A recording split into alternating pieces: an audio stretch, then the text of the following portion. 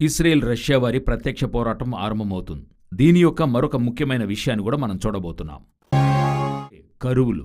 దేవుడు చెప్పిన సూచనల్లో ఒకటి కరువు. ముందుగానే నిత్యావసరాల వెలలు పెరుగుతూనే ఉన్నాయి. పలు దేశాలలో ఈ ఇంధనం లేదు, అంటే ఆ ఇంధన కొరత ఏర్పడింది. ఆ తర్వాత ఆ గ్యాస్ లేదు. దానివల్ల ఇవి కొరత పట్టడం వల్ల ఫెర్టిలైజర్స్, వ్యవసాయం సంబంధించిన కార్యాలు, గిడ్డంగులు ఇవన్నీ కూడా బాధింపబడ్డాయని చెప్తున్నారు. అవన్నీ కూడా దాటి కరువు తీవ్రస్థాయిని అందుకుంది. సుడాన్ దేశములో ఇదొక ప్రార్థన విజ్ఞాపనగా మీరుంచండి. శ్రీలంక కొరకు, ఇరాన్ కొరకు ప్రార్థించాం.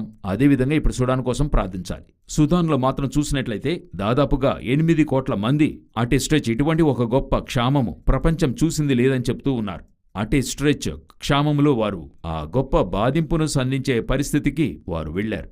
సో ఇది ఇంకా తీవ్రస్థాయికి వెళుతూ ఉంది. వీరికేం చేయాలో ఎవరికి అర్థం కావడంలా. ఎందుకంటే సంపన్న దేశాలన్నీ యుద్ధంలో బిజీగా ఉన్నాయి, ఆయుధాలు కొని సేకరించడంలో. నేను ముందుగానే చెప్పున్నా, ఒక నివేదిక చెప్తుంది, ఇక్కడ ఆయుధాలకు యూజ్ చేసే డబ్బు 30% ఇస్తే చాలు, ప్రపంచంలో ఉన్న అంతమందికి ఆహారం ఇవ్వగలము.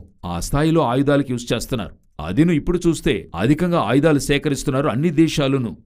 విమానాలు, యుద్ధ విమానాలు, లేకపోతే అందులకైన ఆయుధాలు అన్ని కొనడం వల్ల ఇప్పుడు ఒకవైపు చూస్తే వాళ్ళకి వీళ్ళని కాన్సంట్రేట్ చేసే టైం లేదు. అయితే జనులు కరువు యొక్క తీవ్రతకు వెళుతూ ఉన్నారు. పలు దేశాలలో ధరలు చెప్పలేని స్థాయికి వెళ్ళింది. దయచేసి సుడాన్ ప్రజలకై ప్రార్థించండి.